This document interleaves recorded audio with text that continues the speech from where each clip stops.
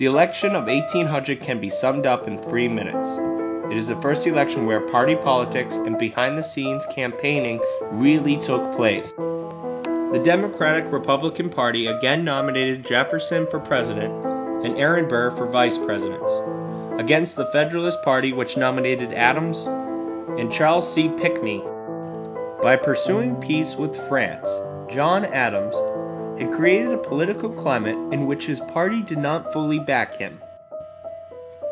Federalist leader Alexander Hamilton was unhappy with the policies pursued by the Adams administration. Hamilton, in an attempt to convince Federalist voters to vote for Pinckney instead of Adams for president, published a pamphlet called The Public Conduct and Character of John Adams.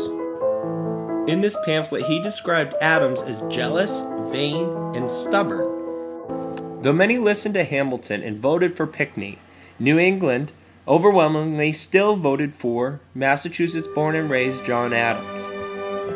The split in the Federalist Party allowed for the Democratic-Republican Party to take charge and win the election. When all the electoral votes were counted, Thomas Jefferson had 73 votes, Aaron Burr had 73 votes, and John Adams had 65 votes.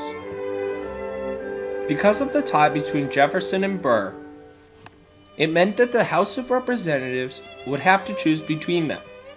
Under the Constitution, each state, no matter how many representatives it had, would have one vote. Since there were 16 states, 9 were needed for a majority. The Democratic Republicans had controlled 8 states. The Federalists had controlled 6, and 2 were divided evenly.